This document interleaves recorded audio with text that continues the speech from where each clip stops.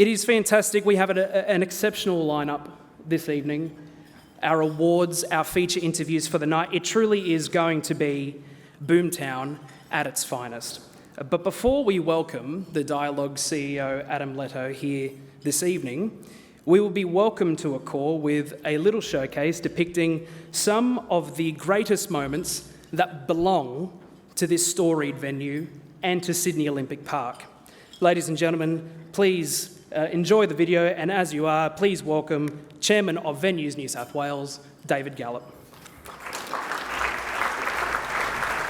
Ladies and gentlemen, it is my great pleasure to welcome you to Sydney's major event venue, the largest stadium in the New South Wales, in the Venues New South Wales network.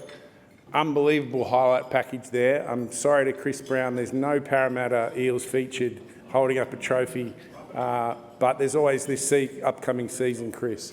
Can I start by thanking Matilda and a terrific acknowledgement of country. I also acknowledge the traditional owners of the land that we meet on tonight and pay my respects to elders past, present and emerging. Can I say a welcome, although I suspect maybe the traffic has been a little tricky for the Premier, has been for some of us tonight. But of course the Premier will be here. He was out here with us when we named the Cathy Freeman stand after that wonderful video we saw tonight of her winning gold out here. It's actually 25 years of sport in this stadium that we celebrated. And of course, from the video, you've seen some of those great moments. I've been privileged to have a front row seat to many of those. I particularly remember John Aloisi's goal. I was out of my seat just like everybody else in the stadium, but I sat down really quickly because I thought, football, this might not be good for rugby league. And of course, the Socceroos went on to have a pretty good World Cup in 2006. We've qualified every World Cup since, and football, particularly with the Matildas, has become a really important part of Venues New South Wales and of this stadium. Isn't it amazing to think that it's not that many years ago that we played the Matildas in locked up stadiums because we couldn't afford to open them up and we knew not many people would come. Now, Accor Stadium, this stadium has seen the Matildas sell out. So just one of the success stories. I did look at that video and I thought there's lots of winning in that video.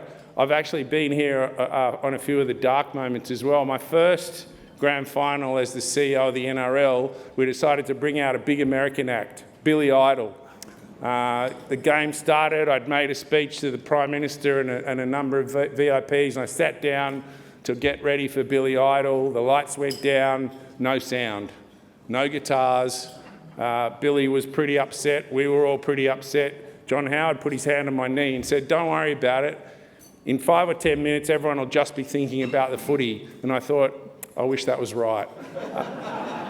It's gone down in folklore of this place and of the NRL. It's already been mentioned, but of course this place is not just about sport now. This year we've had Taylor Swift and Coldplay. Nicholas had the numbers, of course, over 300,000 people, and it's a demonstration that these assets are for the whole community. People come to those events who aren't necessarily sports fans, and I think it's terrific to see the assets used across so many different things. Next year is also pretty impressive. We'll be celebrating the Olympics, 25 years of the Olympics, but we've also got country and western singer Luke Combs coming. Can't tell you I know a lot about him, but he's coming here. We've got a British and Irish Lions test, and of course a full season of rugby league coming up as well, and so much builds towards the games that are played out here, the big ones in September. Someone else has already mentioned to me tonight that there's a couple of music acts that are coming at the end of 2025 as well, including Oasis, and I think that's a big one to look forward to. We're really proud that this venue is part of the tourism and industry initiatives in Western Sydney. It's become a focal point.